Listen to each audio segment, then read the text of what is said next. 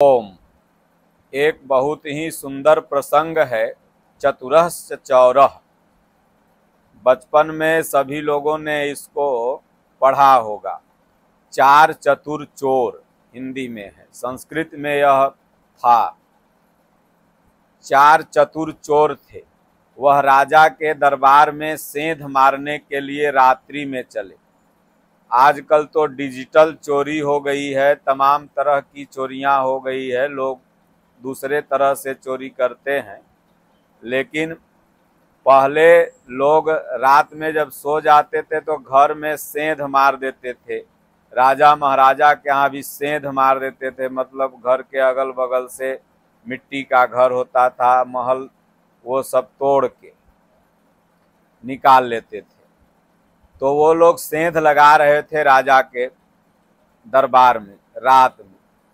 तो राजा के सिपाही लोग जग गए। तीन चोर उसमें होशियार थे, वो तो किसी तरह भाग निकले। एक चोर जो बेचारा उस सेंध में बिल में घुसा हुआ था, उसका टंगरी धरा गया, पकड़ा गया। वो उस चोर को राजा के पास ले जा कर के पहरेदारों ने, सिपाहियों ने पेशी किया। राजन, यह तो जनता का चोरी करता ही करता था, यह आपके दरबार में भी चोरी कर रहा था। राजा ने कहा तब इसको फांसी दे दिया जाए। कारागार में बंद हो गया। फांसी की तिथि निश्चित हो गई। कल उसे फांसी होने वाली है। आज उस चतुर चोर ने मंत्री को बुलाया और कहा कि मंत्री, मैं एक विद्या जानता हूं और वह विद्या मेरे मर जाने के बाद लुप्त हो जाएगी, इसलिए मैं सोचता हूं कि वह विद्या बता दिया जाए। तो मंत्री ने कहा क्या है वह विद्या, बताओ। तो उसने कहा मैं सोना लगाने की विधि जानता हूं। सोना लगाऊंगा तो वह पेड़ बन के उगेगा और उसके बाद फलेगा और फिर बाद में सोना बनेगा। तो मंत्री ने कहा बता दो हमें। तो उसने कहा यह बात मैं आपको नहीं बताऊंगा, यह राजा को बताऊंगा, यह बात राजा तक पहुंचाइए। राजा ने जब यह बात सुनी तो उसने कहा कि उसकी फांसी एक दिन टाल दी जाए, पहले उसकी जो विद्या है उसको ले लिया जाए, क्योंकि विद्या का, ज्ञान का सम्मान होना चाहिए। चोर को बुलाया गया। चोर आया और उसने कहा महाराज, मैं सोना लगाने की विद्या जानता हूँ। महाराज ने कहा तब मेरे भवन के पीछे सोना लगा दो। सोना का बीज छोटा छोटा बन कर के आ गया। जमीन उपयुक्त तो उसके लिए बना ली गई। जब लगाने का समय आया तो राजा के दरबार सहित मंत्रीगण, जनतागण सब वहां उपस्थित हो गए। चोर ने कहा हुजूर एक शर्त है। राजा ने कहा क्या शर्त है। तो चोर ने कहा कि शर्त यह है कि जो अपने जीवन में कभी भी चोरी न किया हो वह बीज लगाएगा और मैं मंत्र बोलूंगा तभी यह बीज उगेगा। तो राजा ने कहा कि भाई मेरा जो मंत्री है वह बहुत ईमानदार है, मंत्री को दिया जाए लगाने के लिए। जब मंत्री को कहा राजा ने कि मंत्री जाओ लगाओ, तो मंत्री हाथ जोड़ के कहा राजन, पेट है, बाल बच्चा है, हम भी कभी दहिने बाएं कर लेते हैं, 2 रुपया 4 रुपया, 1 आना 2 आना 2 4 असरफी, हमने भी अपने जीवन में कुछ न कुछ किया है चोरी।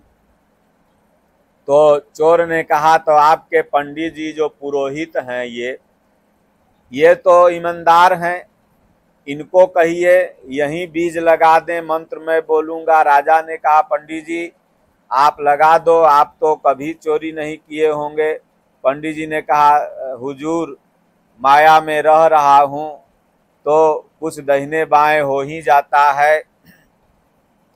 तो चोर ने कहा हुजूर आपकी जनता में जो ईमानदार हो उसको कहिए वहीं यह बीज लगा दे, मैं मंत्र बोल दूंगा। तमाम जो उस एरिया के ईमानदार, समाजसेवी, बुद्धिजीवी जनतागण थी। सबको राजा ने कहा, सबों ने कहा कुछ न कुछ हम लोगों ने किया है। तब चोर ने कहा, राजा साहब ठीक है, आपके मंत्री चोर, आपका पंडित जी चोर, ये जनता चोर, तो आप तो यहाँ के राजा हैं, आप ईमानदार हैं, आप ही इस बीज को लगा दीजिए और यह बीज फलेगा, उगेगा, बढ़ेगा। राजा ने कहा, भाई मैं तो लगा देता, लेकिन बचपन में माँ गुड़ मिठाई रखती थी तो उसको भी मैं चुरा चुरा के खाया करता था, इसलिए चोरी तो हमने ही की है।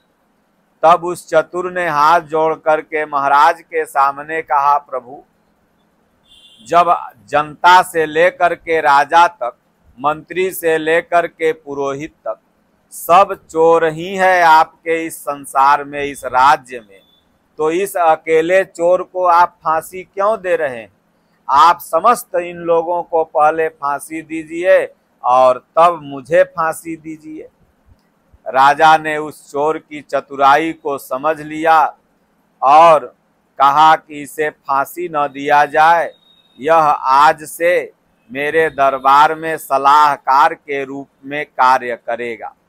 तो सज्जनों, संसार में, राज्य में जब ऊपर से लेकर के नीचे तक चोर ही बैठे रहते हैं तो फिर न्याय कौन करेगा?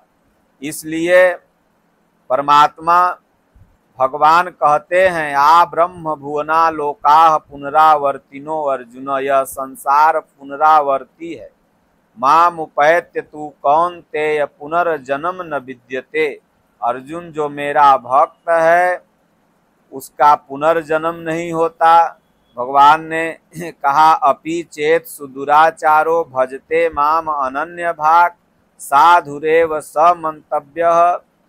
इसलिए दुराचारी नहीं, दुराचारी का सरदार क्यों न हो, अगर श्रद्धा से एक परमात्मा की भक्ति करने लगता है तो भगवान दयालु हैं, भगवान उसे तार देते हैं।